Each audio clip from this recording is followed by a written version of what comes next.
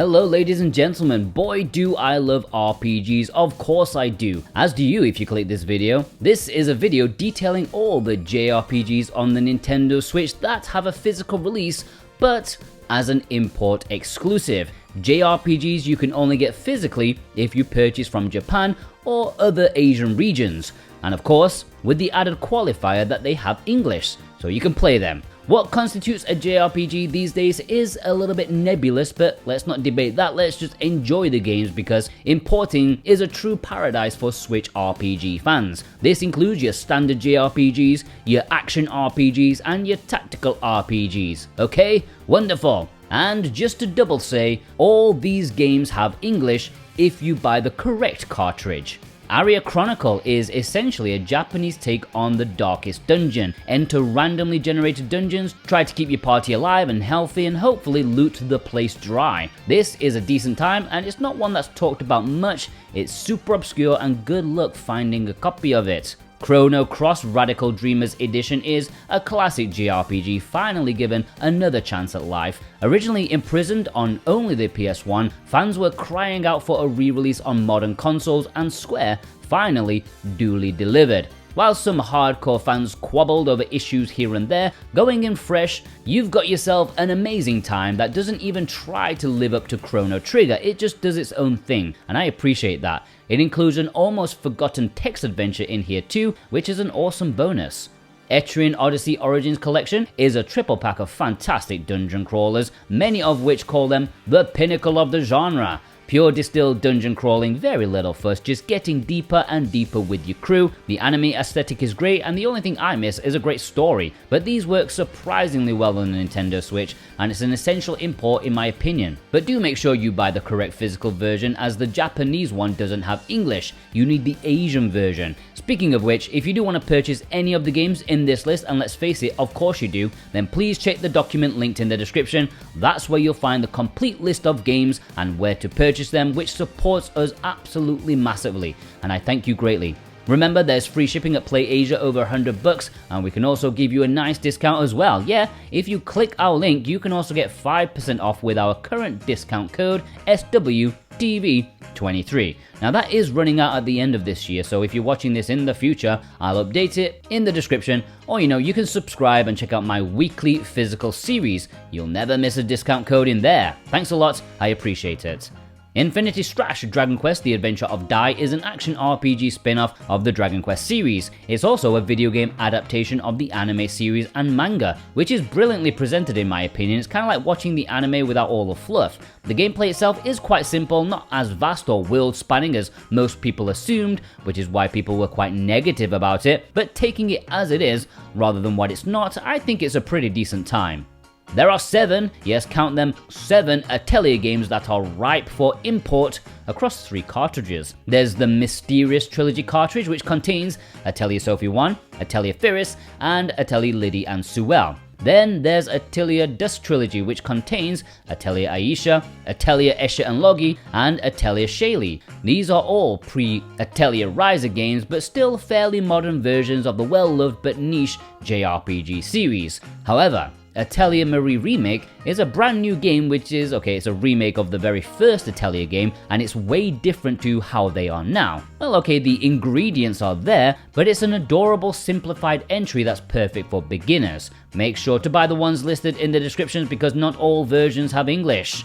Empire of Angels 4 is an interesting tactical RPG that is surprisingly good. Visually it may look kinda awful, but it's set in a world where there are only women, yes! And also the gameplay is decent too. There are some well thought out mission structures and it's a lot of fun. Physically this was a Play Asia exclusive. Am Setsuna was a pretty decent JRPG. I think this was when Square was trying to dip their toes into simplifying their output. Not everything needed to be a AAA money pit, and Setsuna worked well because of both the setting and the music. The story was okay, and the gameplay was solid thanks to copying Chrono Trigger essentially. Katana Kami, A Way of the Samurai Story, is a very decent dungeon crawling hacking and slashing RPG, as you do a bit of moonlighting from your day job as a blacksmith. At night, you delve deep into the dungeons and loot it dry, also trying to rescue a girl at the same time. How good of you! Final Fantasy Pixel Remaster Oh, there is a good old bunch of Final Fantasies as import exclusives, and the Pixel Remaster is the biggest of the bunch of them. It's easily the most popular import of all time, and that's even when considering it had a Western physical. Yeah, exclusively on Square Enix website, which they handled so poorly. Now the Asian version is the way to go. It's not an exclusive, but it's really the only good way to go. Final Fantasy 1 to 6 indebatably their best looking form, at least, even if it's missing some of the slight post-game content seen in other releases. Either way, I am so happy, so happy the Switch is home to almost every Final Fantasy worth its salt, and this is an essential import despite the price. It's 6 games in one, guys. Final Fantasy IX, also a pretty huge one. This was a big import exclusive when it released in Asia a few years back, and this is a great game in the series, a true celebration of the franchise up to this point, almost like a send-off to the medieval style that it was slipping away from. Of course, JRPG fans definitely get this one. Final Fantasy X and X Part 2 is another one that's pretty great. Even though this did get a Western physical release, the Asian and Japanese versions are much better because, unlike the Western version, this has both games on the cartridge, which is of course the one you want if you collect physical games. I love Final Fantasy X, it's my second favorite game in the entire series, love the story, love the characters, and the gameplay is pretty sweet too.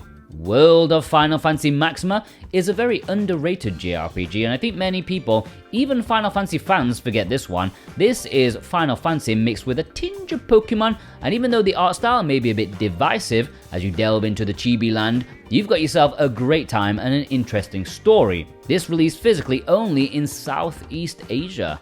Mistover is not really an essential RPG, in fact it's pretty average all things considered. However, it has the unique flavor of being a physical only release. It was on the eShop, but it got delisted and is not available to purchase anymore. So if you want it, you need it physically. That's a collector's item at least.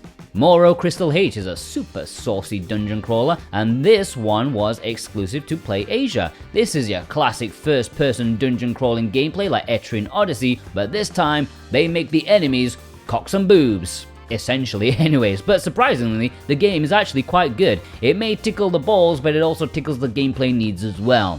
7 Pirates H, kind of the same. It's from the same unashamed minds. This is more a normal RPG rather than dungeon crawling, and even though the story is complete guffage, the gameplay is surprisingly compelling. They nailed the feeling of a proper JRPG combat. On the other hand, you do fiddle with girls' boobs as you adjust their stats.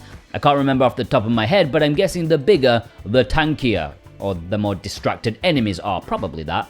Gensei Suikoden Plus is an upcoming JRPG, and it instantly got my attention purely down to its name. You can't call something Suikoden without gentlemen of a certain age getting all excited. I don't know a whole lot about this one at the time of writing, but it kind of looks like an RPG maker sort of game, but I'm looking forward to giving it a try. It's pretty cheap all things considered. And speaking of Suikoden, you like RPGs, right? That's why you clicked, really. Then you may want to check out my secondary channel, A Bit More Jordan, for a lot more me. I do long retrospectives of classic video games, including many JRPGs like Suikoden, Skies of Arcadia, As Your Dreams. Go check that out, I think you will enjoy it, the link is below. Grandia HD Collection is a double pack of 2 fantastic RPGs, 2 games that are very different from one another, but equally awesome. I have fond memories of the second game on the Dreamcast, and the original PS1 game just exudes the word adventure. You feel like you're going on a proper adventure, and I love them both. It's a pity Grandia has died, but hey, we can relive them in their best form here. Limited Run did do this in North America, but you can't get that now, so the Asian version is the best way to go. So happy I have this in my collection. Arcane of Paradise the Tower isn't your standard RPG, it's like a roguelike deck builder, which I can't bear at all, but hey, there are people who love these games. They do have RPG-like battles and stuff, and the theme for this one looks pretty cool. The collector's edition even comes with a full-blown board game.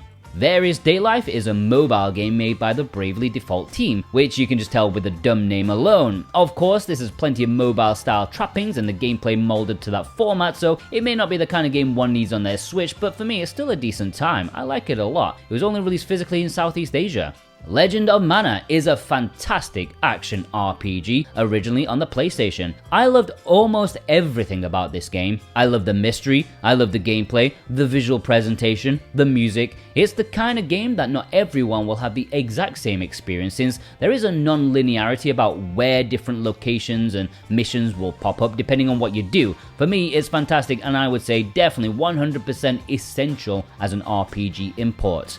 Cross Tales is a surprisingly good tactical RPG. It's a game that is obviously trying to copy Final Fantasy Tactics, but it does it really well. It gets just about everything right where other copiers have failed. It knows what made it tick so beautifully. While the story is a bit all over the place thanks to the stiff translation, this was one of the surprises of the year for me, especially with Kemco's logo stamped on the box. Kemco, good game, what's that all about? Dungeon Encounters is a stripped-down dungeon crawling game, almost like playing a board game where your imagination is necessary to get the best out of it. Square focused entirely on the gameplay. I didn't care much about the presentation. It reminds me of something you'd see on the DS or something. Minimalistic, which won't please everyone, but the genre is distilled to its pure essence.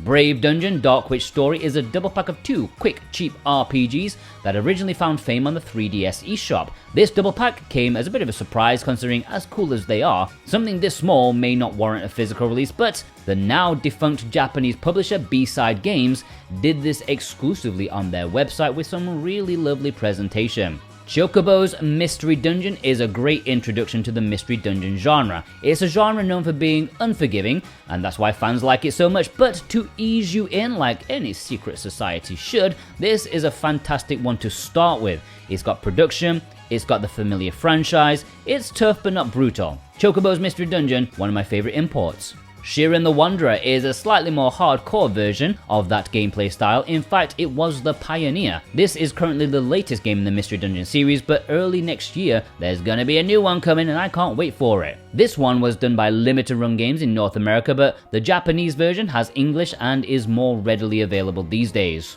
Eternal Radiance is an action RPG with a heavy side dose of visual novel style storytelling. It mixes both in almost equal measure, and while it doesn't really excel in either of them, it's nice to have a VN with solid gameplay. Not amazing, but fun enough to keep you distracted before the next dose of story. This was done by One Print Games in Asia on their website, but there is also a variation of it on Play Asia. Citizens Unite is a double pack of JRPG inspired games. These found their fame individually on the 3DS eShop, but for the Switch they have been combined together into one for a really interesting double single adventure. The stories are now mildly connected and you can switch between the two games on the fly. Very interesting. And if you like both Earthbound and the older Mario and Luigi RPGs, then this tries to emulate both of those. This was done by Limited Run Games in North America, but the Japanese version is perhaps the best way to go these days. There are 2 Mugen Souls games on the Switch, the original and its sequel, Z. These are 2 saucy JRPGs that are very much like Seven Pirates H we just talked about, but instead of boob fiddling, you now bathe the girls. And these are also heavily inspired by the aesthetic and presentation of the Disgaea series, despite being more of a standard JRPG. These are both exclusive to Play Asia, at least the English versions are, and both are still available at the time of writing.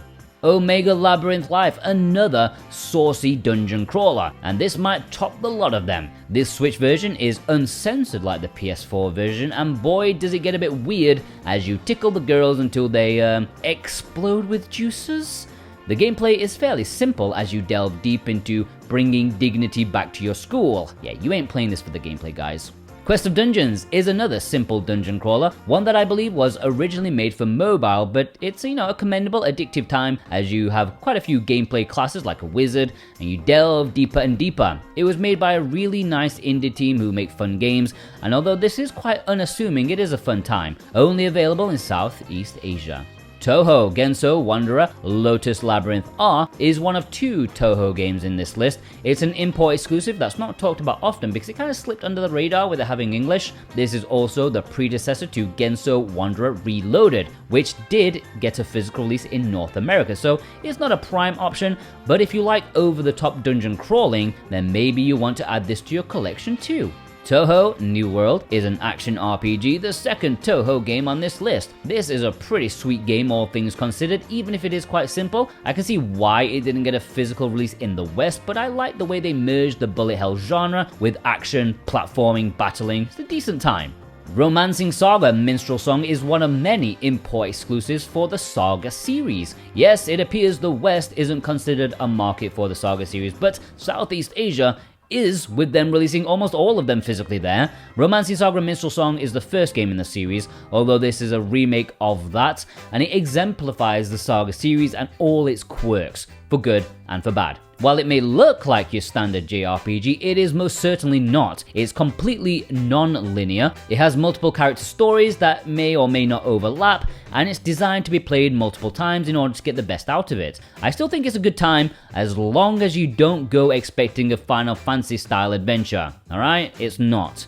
Romancing Saga 2 is the second game in the series, and this is more like a port rather than a remake this time. This was a Super Famicom game, but this is the first time available in English. And just like the one mentioned before, it is a bit idiosyncratic. That's my favorite word to describe the Saga series. But this one's slightly less so. It's a bit more like Final Fantasy, but expect something different, okay? It's good, just have weird expectations.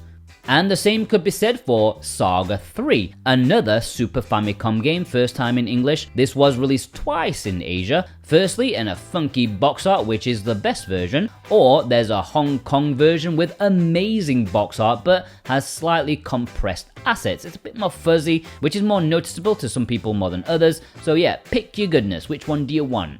Saga Scarlet Grace Ambitions, another game in the series. This was a PS Vita game before making its way to the Switch. It kind of definitely looks like a Vita game that had the budget of a packet of crisps and a sausage roll, which the upcoming game in the series also does. But if you do like the series, you should probably get this one too.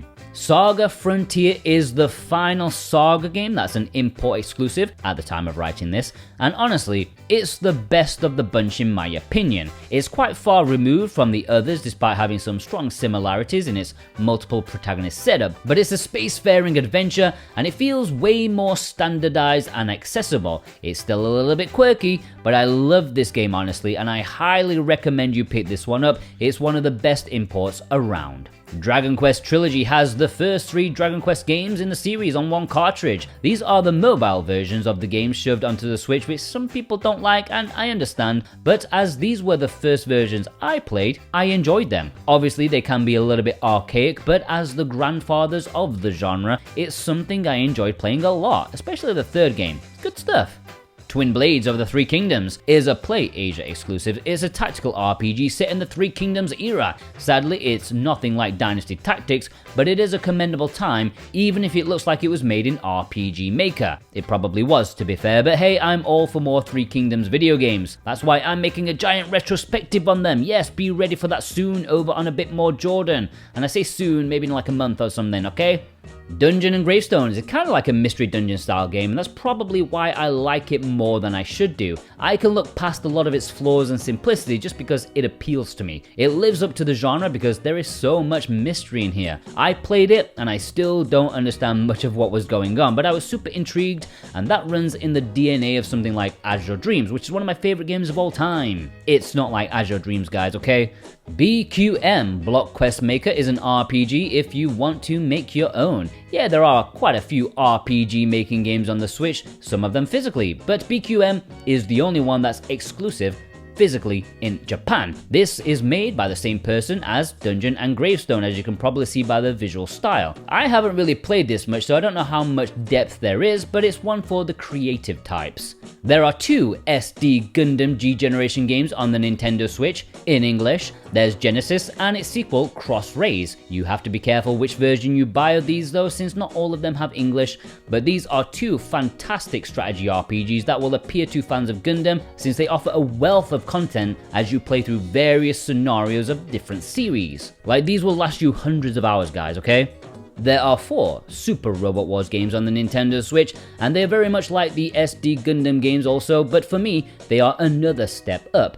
more anime crossover RPG. While the tactical gameplay is way easier, in fact it's a bit too easy all things considered, but everything is so badass. It's a strategy RPG where the attack animations are just like watching an awesome anime. I loved every second of these giant games, and while I wouldn't expect everyone to get all of them, I do highly advise you pick up one and giving it a try. It may just blow your mind. Currently there's Super Robot Wars T, V, X, and 30, and you have to be careful which versions of them you purchase since not all of them have English, so yeah, please follow the links in the description. But if I had to pick one, I would suggest you pick up Super Robot Wars T as your first, then you can go on from there. Taiko no Tatsujin RPG Adventure is a double pack of simple adventure RPGs bundled in with rhythmic music gameplay. Yes, we have two games here that have different gimmicks in terms of their systems, but essentially you're a little drum going on an adventure to save the multiverse or something like that. You get into battles with monsters, but fight them via playing rhythm to an awesome song. It's two adventures in one, so offers value for money, and even if you don't fancy the RPG gameplay, it still has the standard Taiko goodness. Much value.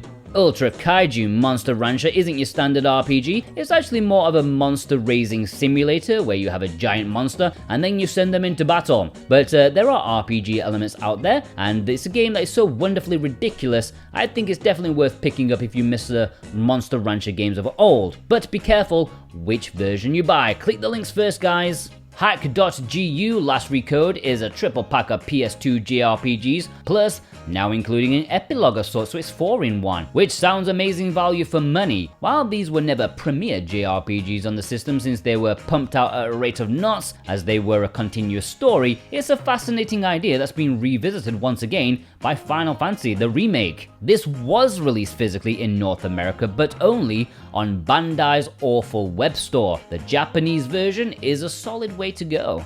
Sea Horizon is a really tough roguelike dungeon crawling game. I reviewed this for the channel, and even though it's not really my kind of game with cards, dice rolls, stuff like that, I am confident some people out there will enjoy this a lot. I guess I enjoyed it too, more than I thought, but yeah, this was a PlayAsia exclusive. Marchen Forest is 2 JRPGs in 1, plus an adventure game to start it all off. So 3 games in 1, and it's bloody weird, and I kind of like it. Once you get past the first hour intro, it turns into something completely different. Not completely good, but interesting. I always like to describe this as a fever dream, and it is. It's like the devs couldn't make their mind up about which game they wanted to make.